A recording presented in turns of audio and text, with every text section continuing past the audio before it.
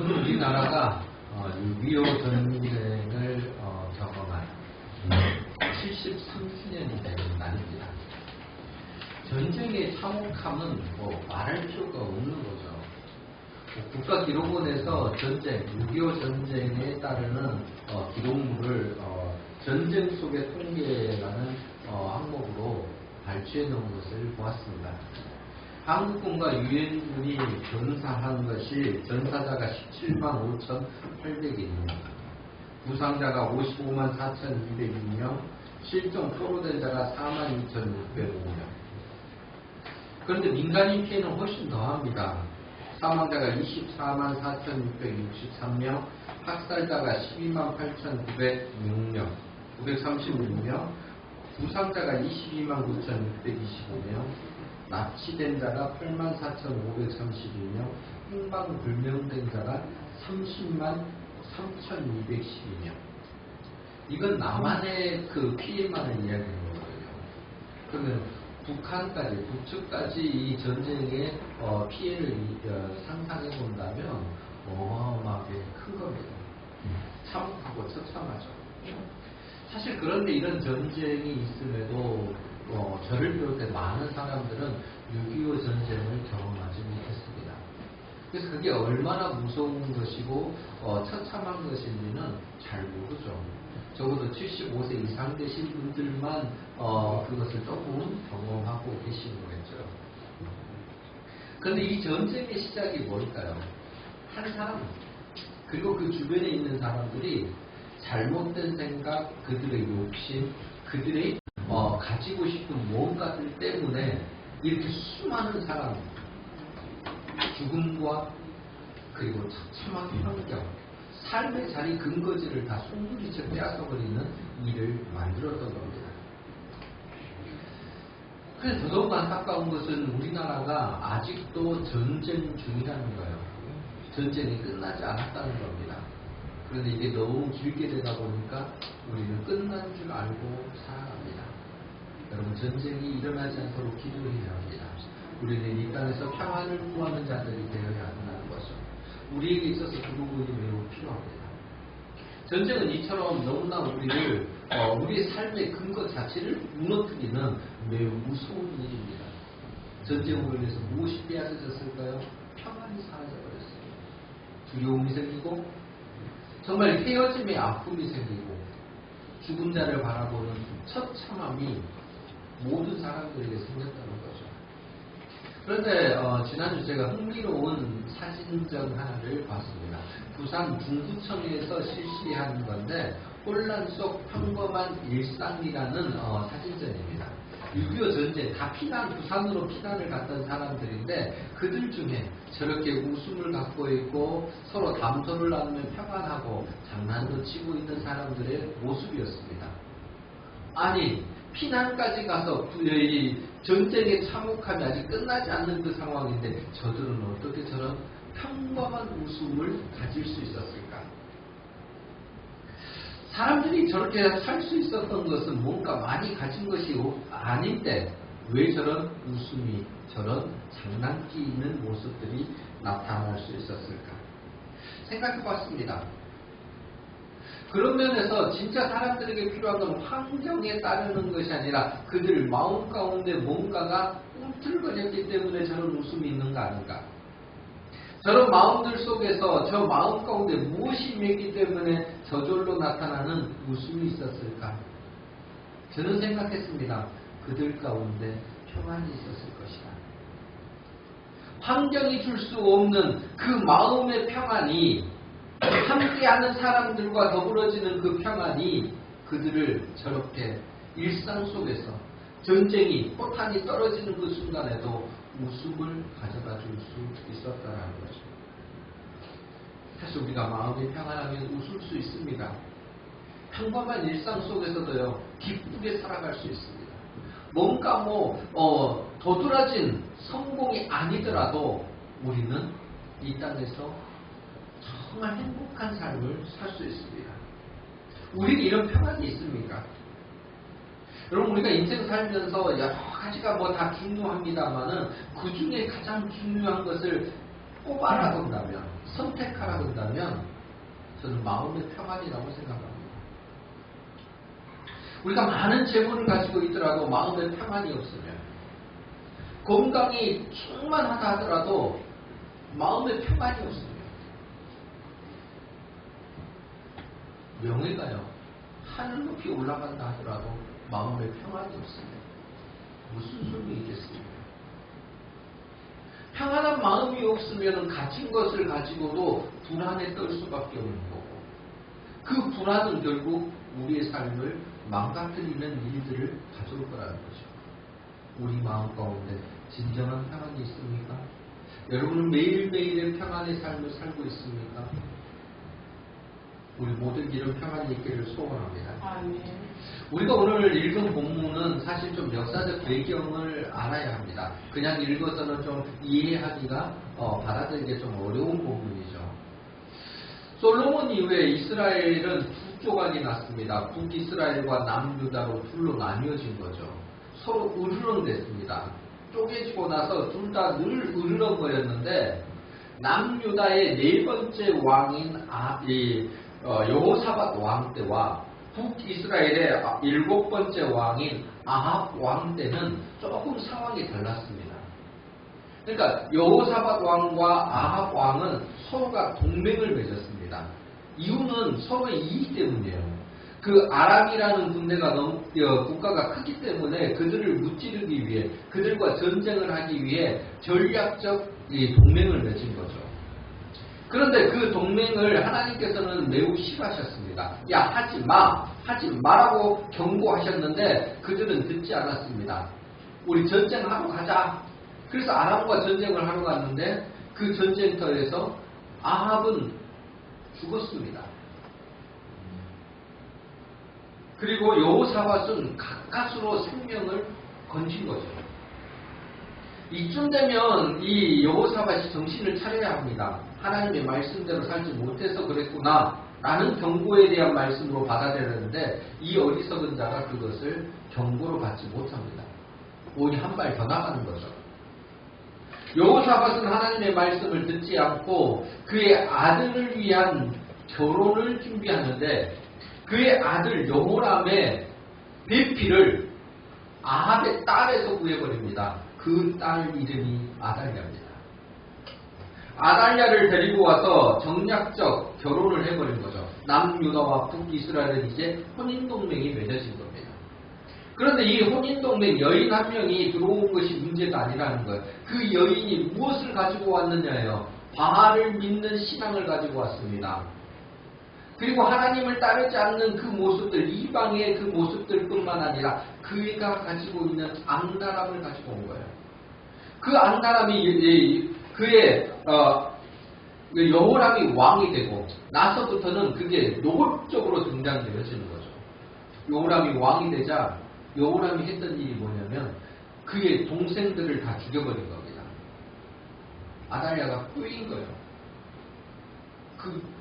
그의 동생들을 죽여야 왕권이 든든히 설 거라는 거죠. 죽였습니다. 피해 숙청이 일어난 거죠. 그리고 온 땅에 산당을 지었습니다. 바알을 위한 산당을 지은 거죠. 아달랴로 인해서 남유다는 정치적으로, 종교적으로 극심한 혼란에 빠져버립니다. 이대로 하나님이 여호람을 두고 보시지 않습니다. 그를 징계하십니다. 여호람이 왕이 된 지 불과 얼마 되지 않아서 그는 창자가 터져서 죽었습니다. 그의 아들 아하시아가 왕이 됐습니다. 하나님 또 그 아하시아를 내버려 두지 않습니다. 아하시아는 왕이 1년 만에 죽습니다. 남유다에서 가장 짧은 재위기간을 가진 사람이 이 아하시아입니다. 상황이 이렇게 된 거예요. 남편 죽었죠. 그 다음에 아들 죽었죠. 그런데 자기 고향이죠. 자기의 모국인 북이스라엘에서 변동이 일어납니다. 하나님께서 예우를 시켜서 이 오므리 왕조를 무너뜨리고 거기에 애국 왕조를 세운 거예요. 그러니까 아달랴 입장에서는 매우 불안정한 자기의 위치와 상황이 되어버린 거죠. 그래서 무엇을 결정하냐면 스스로가 왕이 되기를 결정해버립니다. 불법을 행하는 겁니다. 불법을 통해서 자기가 왕이 되고 6년간 통치를 했는데 이 아달랴가 행했던 그 나라 그 통치 기간 동안에 바알의 신앙이 훨씬 더 성행했고 아달랴가 더 못된 일을 합니다. 여호람은 자기 동생들만 죽였는데 이 아달랴는 자기의 후손들을 다 죽여버립니다. 그러니까 쉽게 말하면 다윗의 씨앗을 다 죽여버리는 거예요. 왕손 자체를 남겨놓지 않았던 겁니다. 왜요? 그들이 있어서는 안 될 거라고 생각한 거죠. 하나님의 씨앗들인데 그들을 없애버린 겁니다.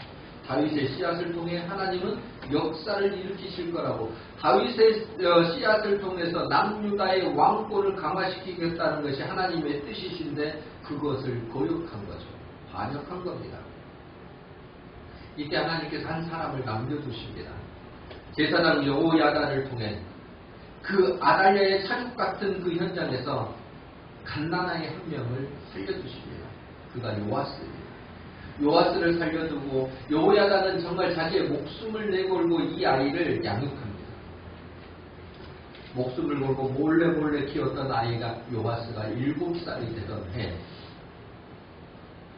제사장 여호야다가 드디어 일어섭니다. 하나님의 말씀을 앞상 세워서 새로운 일을 시작하는 거죠. 오늘 읽지 않았습니다만 앞에 있는 본문 12절입니다. 12절 말씀에 이렇게 기록되어 있습니다. 여호야다가 왕자를 인도하여 내어 왕관을 씌우며 율법책을 주고 기름을 부어 왕으로 삼으며 무리가 박수하며 왕의 만세를 부르니라. 불법으로 왕이 된 아달랴를 몰아내고 정통성을 가진 다윗의 씨앗으로, 다윗의 자손으로 남유다의 왕을 새롭게 세운 겁니다. 백성들이 이에 기뻐하고 환호성을 지릅니다. 제사장 여호야다가 이 일을 하는 것은 국가를 바로 세우는 일입니다. 어그러진 것을 질서를 세우는 거고 또 하나님께서 원하시는 방법대로 국가를 이루기 위한 시도들인 거죠. 그리고 제사장 여호야다가 군대를 거느리고 아달랴와 그에 따르는 자들을 모두 죽입니다. 6년간 그 암혹했던, 그 엄혹하고도 처참했던 아달랴의 통치를 마감시킨 겁니다. 남유다를 혼란으로 정말 죄악의 길로 빠뜨렸던 원인을 제거한 겁니다. 그리고 그 원인을 제거한 다음의 내용이 오늘 우리가 읽은 17절부터 21절의 내용입니다. 이를 종교개혁이라고 합니다. 여호야다의 종교개혁을 시행하는 내용이죠. 첫 번째가 뭡니까? 온 백성이 바알의 산당으로 가서 그 신당을 허물고 제단과 우상을 깨뜨립니다. 그리고 바알의 제사장인 맏단을 죽입니다. 이런 모든 일들을 행한 결과를 딱 하나의 성경은 이야기합니다. 20절 말씀 우리 같이 읽습니다. 온 백성이 즐거워하고 온 성이 평안하더라. 아달랴를 우리가 왕궁에서 칼로 죽였더라. 온 백성이 즐거워하고 온 성이 평온하더라. 그러니까 아달랴를 죽임으로 신당에, 그러니까 바알의 신당들을 다 없앰으로 말미암아 온 백성이 즐거워하고 온 성이 평온했다라는 거예요. 여러분 이 말을 조금 더 곱씹어보면 무슨 의미겠습니까? 그 전에는 즐거움이 없었고 성이 평안하지 못했다라는 겁니다. 아달랴가 다스렸을 때는, 아달랴가 다스렸던 6년 동안은 즐거움이 사라져버렸고 늘 성은 불안 자체였다라는 거예요. 그런데 요아스가 왕이 되고 나서 그 성은 한순간에 바뀌어졌다는 거예요. 왜요? 하나님께서 지금부터 질서를 세우시기 때문에 이 평안은 사람이 주는 게 아니라 하나님이 주시는 것이기 때문에 그 질서가 회복되어지는 것, 즉 하나님께서 약속하신 그 말씀, 다윗의 자손으로 인해서 우리에게 복을 주시겠다고 하는 그 내용이 이제 실현될 것을 백성들은 기대하고 있기 때문에 그들의 기쁨이 온 성에 가득하게 됐다라는 거죠. 어그러졌던 다윗의 왕통이 회복되어졌습니다. 그래서 그들은 기뻐합니다. 그런데 곰곰이 생각을 해보십시다. 악한 여인, 그 아달랴 한 명이 죽고 요아스라는 왕이 한 명이 세워졌는데 그러면 이제 모든 게 달라졌을까? 우리 형편이 이전과 너무너무 다른 상황으로 바뀌었을까? 여러분, 요아스가 왕이 됐는데 그의 나이가 몇 살입니까? 7살. 7살 아이가 무엇을 할 수 있겠습니까? 새로운 왕이 세워졌지만, 그런다 그래서 왕이 세워진 자리에서 백성들이 어제까지는 너무 힘들었는데, 삶의 어려움, 자기가 짊어지고 있는 그 무거운 짐들, 근심들, 걱정들, 그리고 먹고 사는 문제들이 여전히 어려운 가운데 있었는데 왕이 달라졌으니 그게 사라졌을까요? 아니요. 그건 여전히 어제나 오늘이나 똑같은 상황일 겁니다. 이스라엘 백성은 똑같은 그 문제를 가지고 있었던 겁니다. 염려도 있었고 문제도 있었습니다. 그런데 요아스가 왕이 된 다음부터 백성의 마음이 달라져 버린 거예요. 어디서부터 이 모습이 달라졌을까요?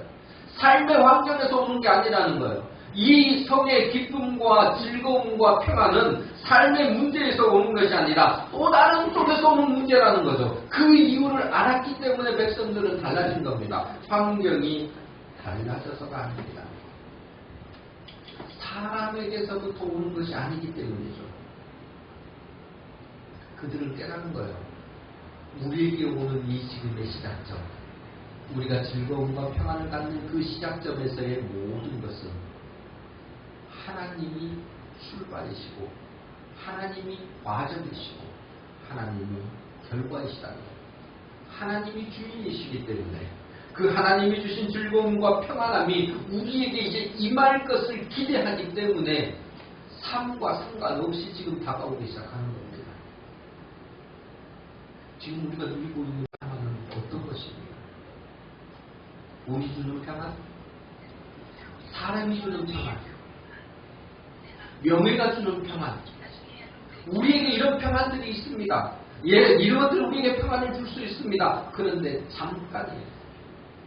잠깐 있다가 사라져버릴 것들. 아니 이것을 더 붙잡고 있으면은 평안이 왔다가도 돈 때문에 걱정하고 사람 때문에 근심하고 내 가진 것 때문에 불안하고 훨씬 더 큰 아픔들을 가져오는 요소들이 될 수 있다는 거죠.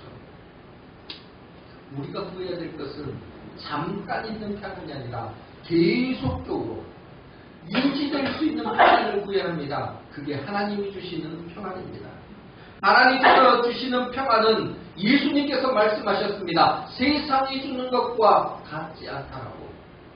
요한복음 14장 27절 말씀에 이렇게 되어 있죠. 평안을 너희에게 끼치노니 곧 나의 평안을 너희에게 주노라. 내가 너희에게 주는 것은 세상이 주는 것 같지 아니하니라. 너희는 마음에 근심하지도 말고 두려워하지도 말라. 내가 너희에게 평안을 주는데 이 평안은 세상이 주는 것과 같지 않다라고 그럽니다. 다른 말로 뭐예요? 환경이나 상황에 따라서 달라지는 평안이 아니라는 거예요. 하나님께서는 늘 동일한, 아니 세상이 줄 수 없는 내가 평안을 너에게 줄게. 그리고 그러니 근심하지 말고 두려워하지 말라고 말씀하시네요. 하나님이 주신 평안이 우리에게 임하면 사실 우리는 무슨 일이든지 잘할 수 있습니다. 여러분 일이 잘 돼서 평안할 거라고 생각하지 마십시오. 내가 평안하니까 일이 잘 되는 거예요. 내가 평안하니까 잘할 수 있게 되는 겁니다. 마음이 평안하지 않으면 자꾸 사소한 일에 자꾸 실수합니다. 여러분 작은 일에 실수하기 시작하면 큰 일마저도 어그러진다니까요. 마음이 평안하지 않으면 실수, 실패, 자기 능력을 제대로 발휘하지 못하는 상황이 되고 맙니다. 그러니까 자꾸 하려는 일이 뭐예요? 어그러지는 거죠. 그런데 마음이 평안하면요. 안 보이던 것도 보입니다. 마음이 평안하면요. 실력이 조금 부족한데 할 수 있는 힘이 생긴다니까요. 마음이 평안하면요. 참 내가 그것에 감당할 수 있겠다라는 용기도 생기기 시작합니다. 근데 마음이 불안하면요, 되던 일도 안 될 뿐만 아니라 이게 마음의 병도 만들고 육신의 병도 만듭니다. 사람과의 관계에도 나빠질 수밖에 없는 거죠. 그래서 세상에 다 좋은 거 다 가져도 마음의 평안이 없으면 그곳으로 이제 무너질 수밖에 없는 게 우리입니다. 근데 우리는요, 자꾸 뭔가가 잘 되면, 내가 성공하면 내 마음도 평안해질 거라고 생각합니다. 순서가 틀렸습니다. 평안이 우선입니다. 그런데 이 평안은 세상이 주는 평안으로는 안 된다는 거예요. 하나님이 주시는 평안으로 먼저 내 안을 채워야 그 다음 일을 잘할 수 있다는 거예요. 우리에게 이런 평안이 있습니까? 이런 평안이 우리에게 가득 채워지기를 바랍니다. 그러면 어떻게 우리가 하나님이 주시는 평안, 이 즐거움과 평안을 가지고 살 수 있는 것이 우리에게 들어올 수 있을까요? 결단을 잘 하셔야 합니다. 처음 시작이 잘 돼야 된다는 거죠. 무엇을 해야 되냐면, 내가 하나님의 백성답게, 그리스도인답게 살겠습니다. 내가 그 삶을 살겠습니다라는 결단을 하셔야 합니다. 우리가 그리스도인다운 삶을 살 것을 하나님 앞에서 결심할 때 우리에게는 새로운 출발이, 그리고 내 마음의 평안이 들어오기 시작하는 거죠. 오늘 보면 17절 말씀입니다. 여호야다가 왕과 백성에게 여호와와 언약을 맺어 여호와의 백성이 되게 하고 왕과 백성 사이에도 언약을 세우게 하매. 여기서 중요한 말이 언약입니다. 언약. 약속을 했다라는 거예요. 백성들과 하나님 사이에 약속을 했고 또 왕과 백성들 사이에 약속을 했다는 거예요. 무슨 약속일까요? 우리 하나님의 백성답게 살겠습니다. 하나님의 백성답게 살겠으니 하나님 우리를 도와주십시오라는 결심과 결단을 했다는 겁니다. 그때 하나님은 그들에게 평안을 주십니다. 여러분, 아무렇게나 내게 평안이 되어지는 건 아닙니다. 우리가 하나님이 주신 즐거움과 평안을 누리기를 진정 원하신다면 왜 이 평안을 원하는지를 한번 답을 해보셔야 돼요. 내게 진정 즐거움과 평안이 오기를 원한다면 하나님 앞에 그것을 밝혀볼 수 있어야 합니다. 하나님 주십시오, 평안을. 하나님 즐거움을 주십시오. 그럼 하나님 물으실까요? 왜? 여러분 뭐라고 대답하실 거예요? 왜 내게 평안을 주시고 왜 내게 즐거움을 주시겠습니까? 이거 뭐라고 답하실 거냐는 거예요. 우리가 하나님 앞에 뭔가를 요구할 때는 분명한 동기와 목적이 밝혀져야 합니다. 그래야 하나님께서도 거기에 합당한 일들을 행하실 거 아닙니까? 그런데 이 동기와 목적이 하나님의 뜻과 같으면 어떻게 될까요? 하나님이 바라시는 것과 동일하면 어떻게 될까요? 역사가 일어나는 거죠. 하나님이 원하시는 게 뭐예요? 하나님의 백성답게 사는 것. 우리로 오면 그리스도인답게 사는 것. 하나님의 자녀답게 살기를 하나님은 원하시는 겁니다. 우리가 그 삶을 살겠노라고 하나님 앞에 결심할 때 하나님은 그대 잘했다라고 이야기하실 뿐만 아니라 그 결심을 이루는 우리들에게 평안을 주시기 시작한 거예요. 이 평안은 무슨 의미일까요? 내가 오늘부터 너와 함께 할게. 내가 약속을 지켜줄게. 내가 너와 맺은 이 약속을 영원토록 너와 함께 이루어줄게. 그 말씀이에요. 원래는 우리 이렇게 창조되었던 사람들입니다. 하나님께서 사람을 창조하시고 그 형상을 만들어 놓으시고 나서 에덴 동산에 아담과 하와를 놓으셨는데 에덴 동산에 있었던 아담과 하와의 삶이 어땠습니까? 언제나 즐거움이었습니다. 언제나 행복했고 평안했습니다. 하나님을 만나는 것이 언제나 즐거웠습니다. 그런데 그 가운데 그 창조의 그 원형이 깨지기 시작했습니다. 뭐 때문에요? 언약을 깨뜨려버렸거든요. 약속을 깨뜨려버렸습니다. 따먹지 말라는 선악과를 따먹음으로 말미암아 하나님과의 관계가 어그러져 버린 거죠. 그때부터 들어온 게 뭐예요? 불안이에요. 평안이 사라져버린 거죠. 하나님과 거리가 두게 된 거고 멀리 떨어져 버린 겁니다. 그럼 우리가 평안을 잃게 되는 거, 하나님이 주신 평안을 잃게 되는 이유를 찾아보십시오.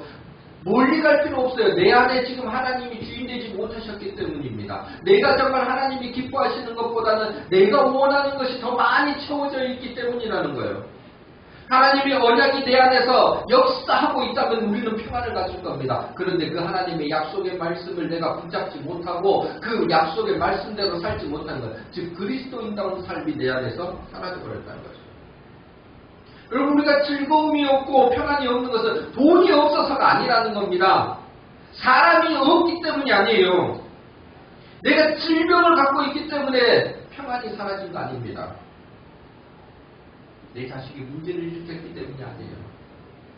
지금 내 안에 평안이 사라진 것은 다 내 안에 있습니다. 나 때문이에요. 내가 즐거움이 없고 평안이 없는 것은 내가 생명의 말씀을 따라 살아가는 그리스도인답지 않는 모습을 보였기 때문입니다. 내가 그리스도인답게 살지 못하면서, 아니 결심 자체도 하지 못하고 살면서 하나님 내게 평안을 주십시오라고 그러니까 평안이 임할 리가 없다는 거예요. 여러분 잊지 마십시오. 우리는 그리스도인답게 살 때 마음의 평안을 누릴 수 있습니다. 그런 존재들이에요. 그렇게 하나님 우리를 만드셨어요. 그러니까 초대교회 때를 보시면 그 핍박이, 엄청난 핍박이, 잘못하면 목숨이 날아갈 수 있는 그 상황 가운데서도 그리는 그리스도인다운 삶을 살았습니다. 물고기 모양을 그려놓고 익투스 모양을 해서 우리는 나는 그리스도인입니다. 예수 그리스도는 나의 주인이십니다를 고백하고 살 때 그들은 세상이 줄 수 없는 평안을 가지고 살았다는 거예요. 그런데 우리가 그 모습을 잃어버렸습니다. 여러분 사실 우리가 죄를 지어보면 어떻습니까? 누구를 미워해보면 어떻습니까? 죄를 짓고 미워하고 막 시기하고 막 이러면서 아유 잘됐다 그러면 그 사람 좀 비정상적인 거예요.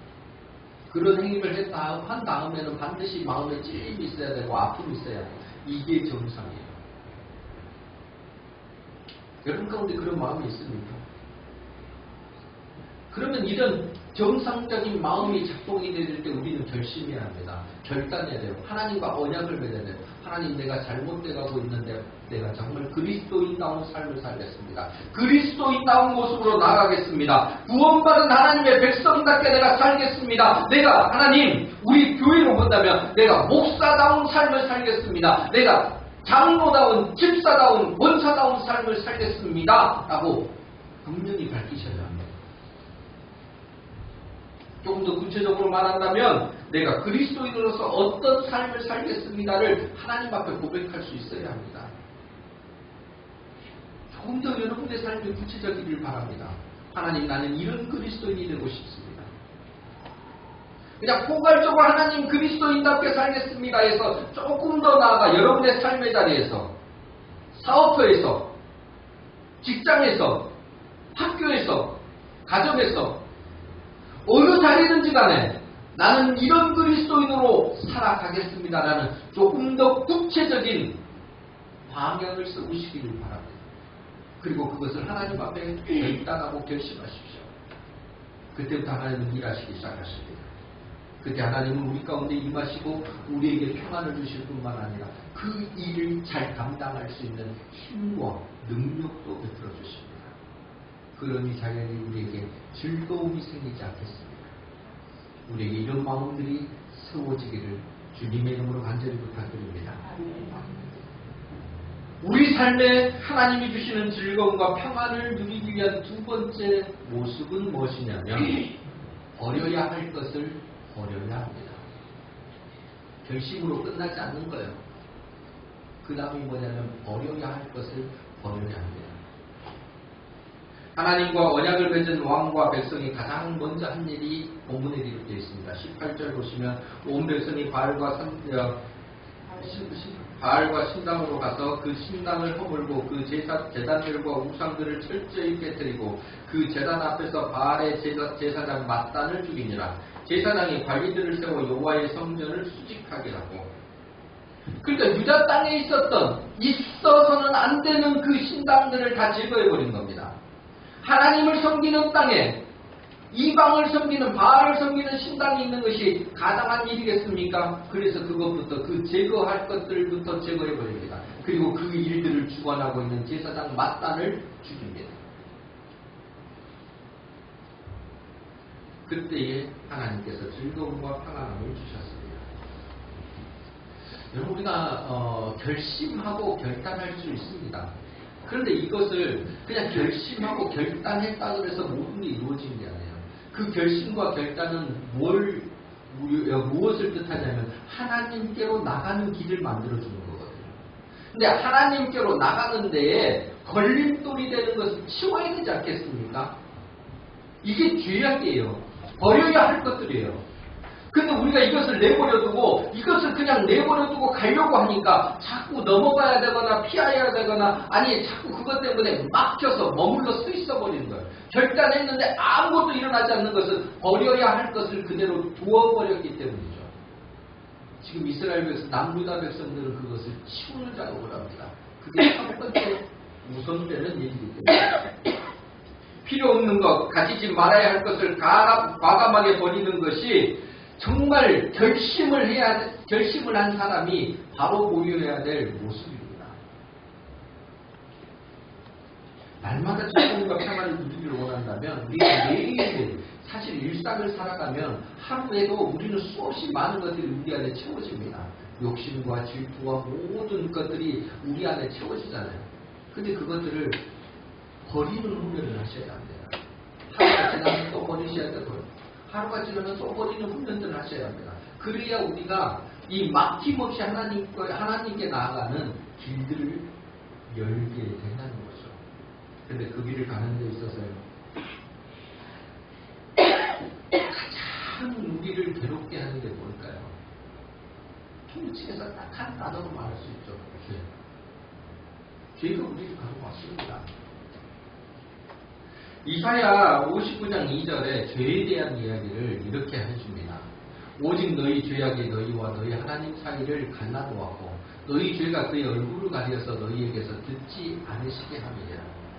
그러니까 죄가 우리와 하나님 사이를 갈라서 하나님은 우리의 소리를 듣지 않게 됐다는 거죠.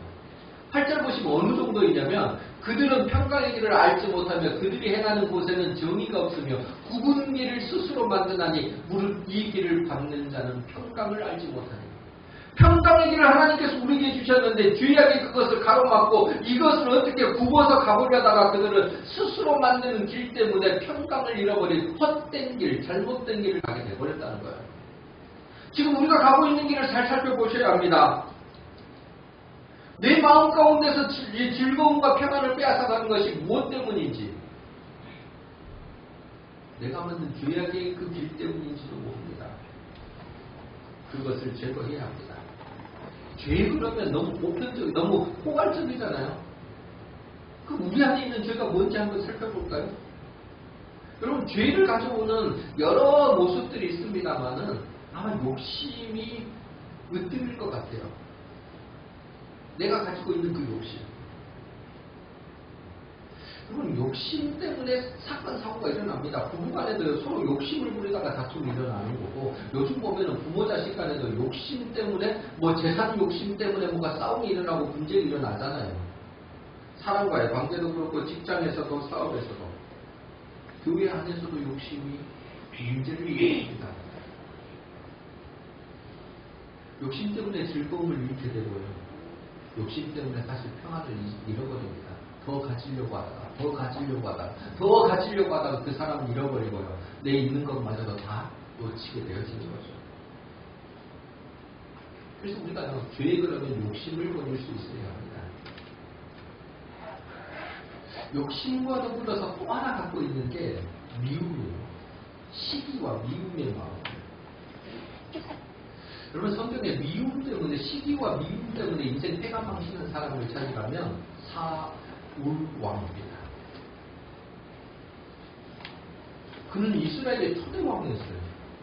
왕이면 모든 걸 가진 사람이잖아요. 근데 장수 한 명, 다윗이라는 그 장수가 가지고 있는 그 조그만 것이 그 시기가 되어지고 미움이 된 거예요. 그래서 그거 어떻게 쫓아내보려다가 뭐요? 인생 망했습니다. 죽었잖아요. 우리 인생도 그럴 수 있습니다.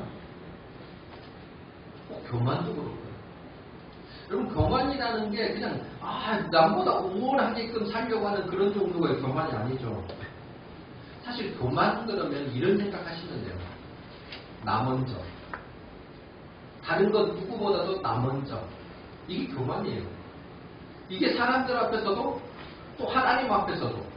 그러니까 하나님이 일하시기 전에 내가 먼저 해볼게요 하는 거 그게 교만이라니까요.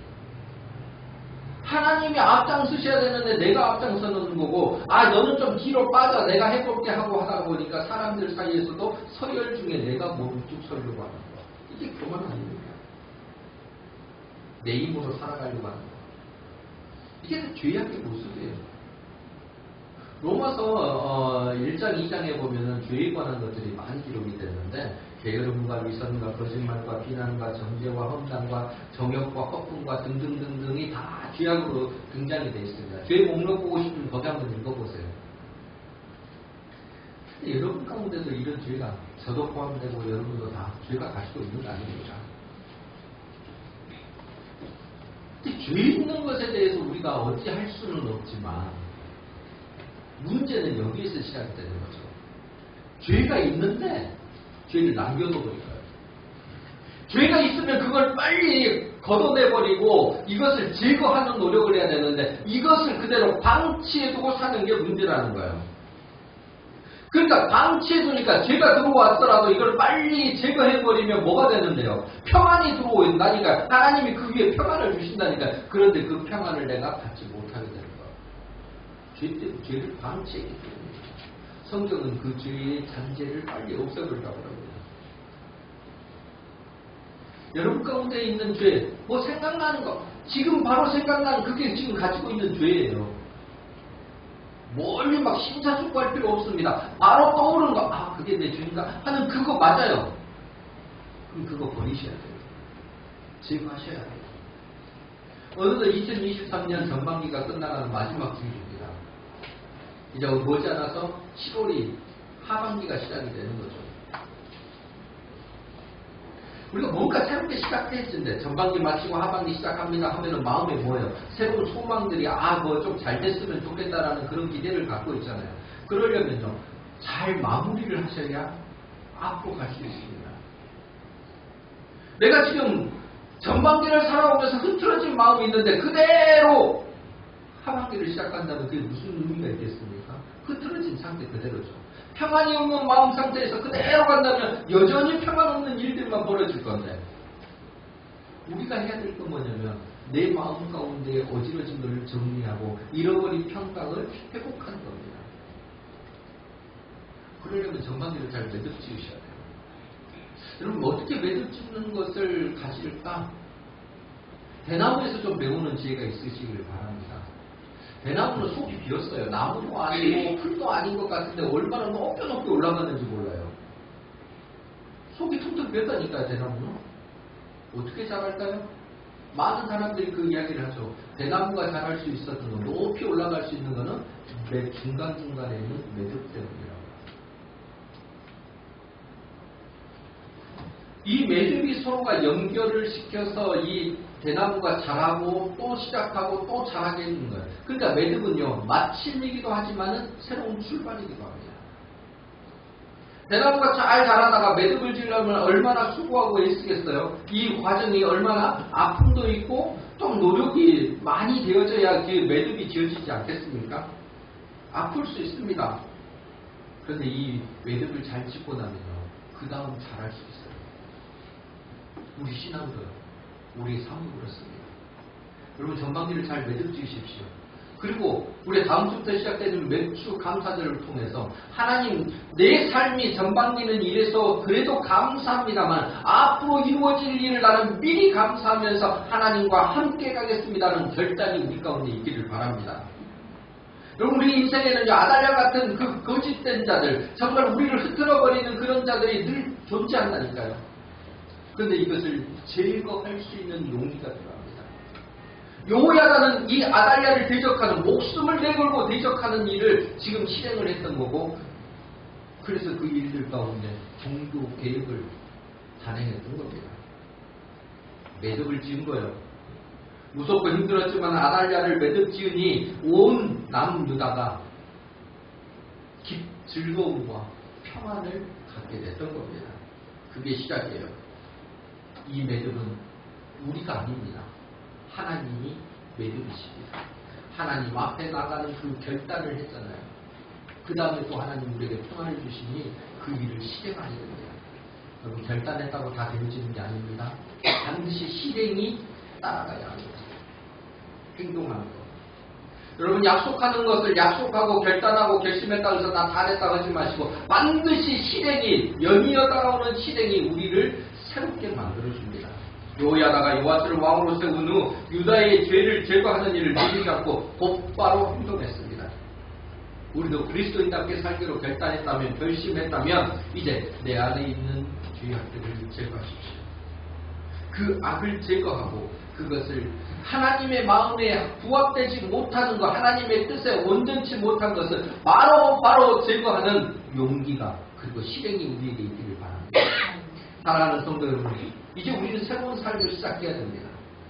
그 새로운 삶은 내가 지난한 어그러뜨렸던, 어지러워졌던 그 마음에서 시작된 것이 아니라 하나님이 주신 평안의 마음으로 시작해야 합니다. 그 평안의 마음의 시작은 내가 하나님의 백성답게 그리스도인답게 살겠습니다는 그 결심에서부터, 그리고 그것을 제거한, 그 안에 있는 악을 제거하고 죄를 제거하고 하나님의 뜻에 맞는 삶을 살아가는 데서부터 시작됨을 기억하십시오. 우리 모두가 하반기를 시작할 때 이 평안의 마음이, 하나님이 주신 놀라운 은혜의 마음이 우리 모두에게 가득 채워지기를 주님의 이름으로 간절히 부탁드립니다.